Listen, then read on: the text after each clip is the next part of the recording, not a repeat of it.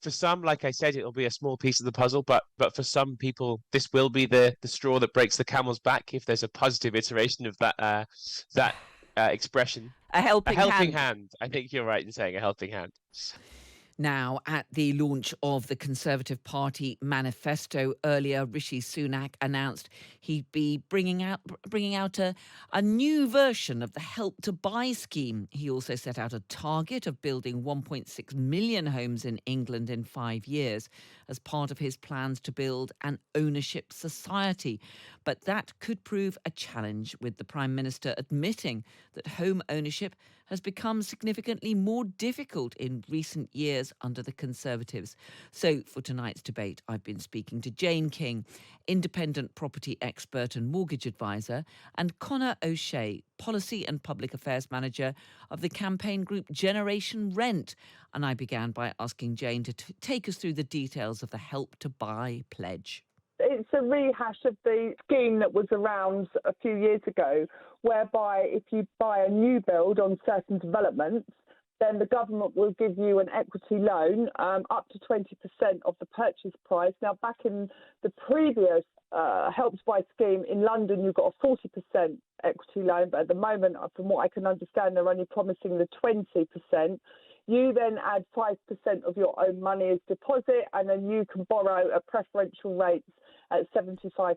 But I do have to emphasise that this is only for new build properties, not at the moment, as far as we're aware, it's not for resale. And we've also had the announcement from the Prime Minister that he's going to permanently scrap stamp duty for first-time buyers on homes up to £425,000. That's quite a big raising of the threshold. Conor, what do you make of this Help to Buy scheme? Do you think it's going to help people that we know are really struggling to be able to afford a home? I think that what you're alluding to there with the people who are really struggling to afford a home are the renters, broadly speaking. Obviously, there are some exceptions to that, but there are lots of people who are currently renting their home who wish to buy or would love to be a homeowner, but it's just unattainable. What I would say is probably one small piece of the puzzle. This may get a few people over the threshold. This may help out some people who, are doing all right, but they just need that little boost to get the deposit ready or to get themselves in a position where they can buy. And all power to them, that's great. But actually, if you look in the holistic sense, if you look at across the board, we really are, as renters, struggling to pay the rent, let alone to find a deposit to pay a mortgage. And this is a completely different sort of field that we're operating in. It is one small piece of the puzzle. A lot of people this won't impact at all because we're still so far away, and that's where this manifesto does fall down when we're talking about what can we do more, essentially.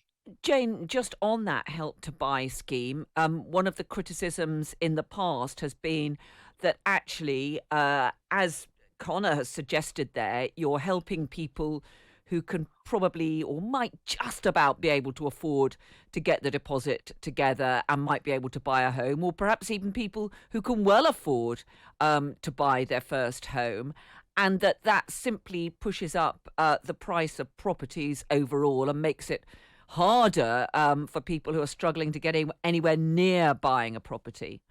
I have to say, I mean, when I advised clients on this scheme when it first came out, I was actually quite astonished by some of the prices of new build homes.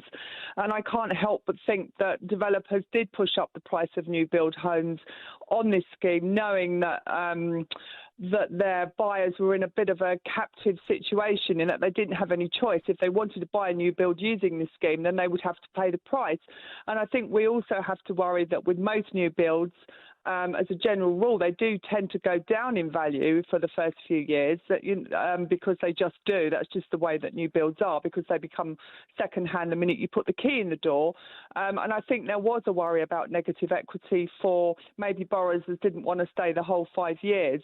So it's not a scheme without its disadvantages. And there are, of course, other affordable schemes out there already. There are so many different aspects on housing policy that we've now got at least the headlines on. Tax breaks for landlords who sell their properties to tenants.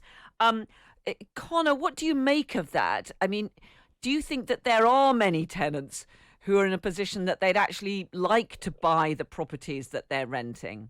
Interesting question, this one. And actually, it's a really interesting policy proposal. It's something that we've been calling for a long time at Generation Rent. It's just finding ways for when landlords leave the market and when landlords want to sell for whatever reason they might be selling, how can we keep a tenant in their home? And this is one of those ways, and it's a very interesting thought. For some, like I said, it'll be a small piece of the puzzle, but for some people, this will be the straw that breaks the camel's back if there's a positive iteration of that expression. A A helping helping hand. hand. I think you're right in saying a helping hand. Yes, absolutely for some people. But where we think that there's scope to move this further is for those people who can't afford, or even with this support couldn't afford to buy the home that's being sold. Could they nominate somebody else? Could they nominate the local authority, for example, and bring it back into social housing and be able to stay in their home? Could they nominate a cooperative? Could they potentially even nominate a preferred landlord who they want to have it? So it's a really interesting conversation starter. And like I said, it is something that may help some people. But ultimately, it's one small piece of the puzzle. That we crunched some numbers recently, and 23,000 households, when their landlords sold up between April and December last year, so about half of last year, 23,000 households immediately faced homelessness after an eviction for a landlord to sell. So those people are just going to be so far away from being able to afford something like this. And it's what we can do for those people to keep them off the streets, to use this as a homelessness prevention mechanism, and ultimately to improve the security of tenure for renters who are really struggling. Just to pick you up on one other aspect before I go back to Jane, Conor, we have also had another commitment to end these no-fault evictions, which we had before, but that got swept away when Rishi Sunak decided to call an election. Presumably that is something that you would really like to see. It's something we'd love to see. It's something that's desperately needed. That abolition of Section 21 is so vital to tenants' ability to live in a secure way in their own home. We've talked about it a number of times on Times Radio before, but it's really worth reiterating just how much damage that does to people, just how imbalanced their life becomes when they know that any second a letter could land on the doormat. 2 months, you've got to leave your home, got to leave your job, child's got to leave your school, whatever it might be. And it's just not a fair way to run a system. And actually, when we talk about it within the confines of, or within the context of people being unable to afford their own home, even with these schemes, that means that there's going to be a higher proportion of people renting. And those people deserve proper protections. And this is one step on the way to doing that. We think they need to go further. We think there's things that they need to do to ensure a proper wholesale reform of renting, which means that people can genuinely sort of put down roots in their homes. But you will, of course, forgive my cynicism because we saw this 5 years ago in the 2019 Conservative Party manifesto. And here it is again in the 2024 Conservative Party manifesto, having not been delivered. So fingers crossed, whoever forms the next government will take this issue seriously and will properly reform renting for those 12 million of us who do live here. Yeah, I mean, Jane, this is part of the problem with so many of the proposals put forward by the Prime Minister. We've got yet another target for home building because, of course, I think one thing that most people agree on is that we need more houses in this country. We don't have enough to meet the demand. The Conservatives have got a target to build 300,000 new homes in England per year by the mid-2020s. We've got Labour pledging a similar target of 1.5 million homes over 5 years. The problem is that we've had so many of these targets from so many successive prime ministers, and I don't think any of them have been met or even have got anywhere near meeting those targets. I mean, with the previous Help to Buy scheme, I think one of the points that they were trying to make was that by offering new builds to first-time buyers with an equity loan, it would encourage developers to build more homes. But my the argument's always sort of been that if only governments would build more affordable homes, then we wouldn't need any of these schemes. But they don't seem to meet their targets, and so we have to resort to these schemes so that buyers can afford to buy at the prices that people want. I mean, there's a very small supply of resale homes, and so if only there were lots and lots of affordable homes for first-time buyers, we could get rid of shared ownership, Help to Buy, first market schemes. We could get rid of all of these things, but I just don't think it's going to happen. And so these schemes are put there so that people can afford the very expensive prices. Yeah, I mean, Jane, we seem to see quite a lot of big developments going up around the country. But developers too often do seem to find a way of getting round the requirement for some of those to be affordable. And they are just focusing on the homes and the flats on which they can make the biggest profits, which are frankly nowhere near affordable for many people.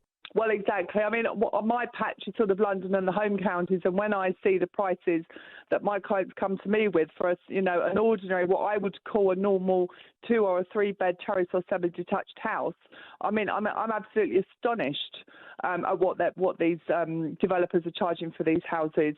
But I think it's a mindset, and people are just under the impression that that's what they've got to pay. And as Conor said, people that are renting and trying to save for a deposit, it's just horrendous. The Help to Buy scheme is going to help those people with smaller deposits who can have their 20%.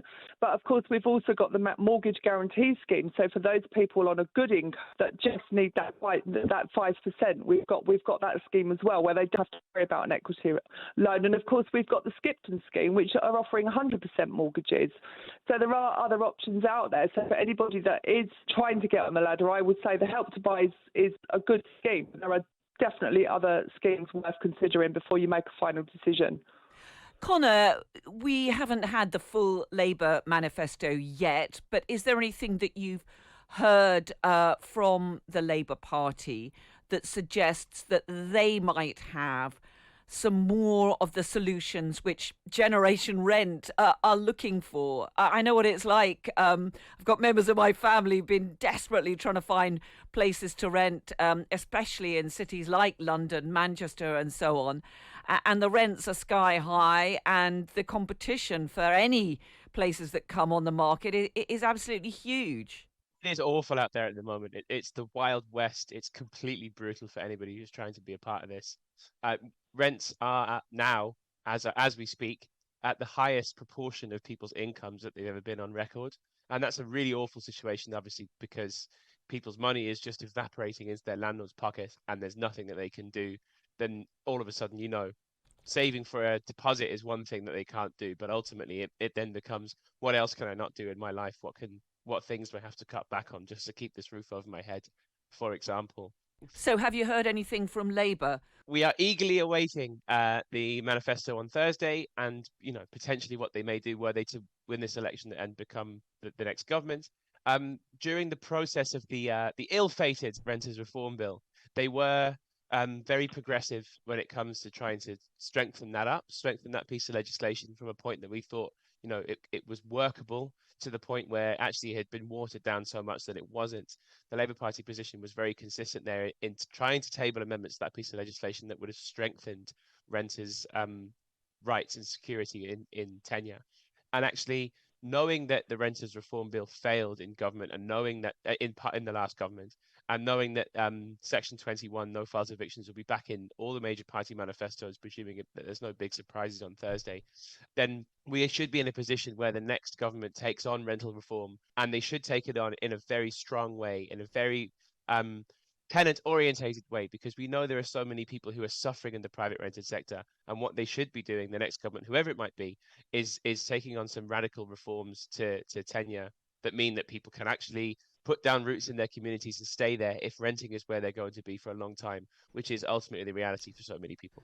Jane, finally, and just briefly, for people who are hoping to buy, have you heard anything from Labour that is going to make things any easier than under the Conservative government? Unfortunately not. Unfortunately, I did have a look, but we have to sign up and wait till Thursday. So I also am waiting with bated breath to see what Labour have to offer by the way of housing and help for first-time buyers. Well, that was Jane King, independent property expert and mortgage advisor, and Conor O'Shea, Generation Rent Policy and Public Affairs Manager, speaking to me just a little earlier here on Times Radio.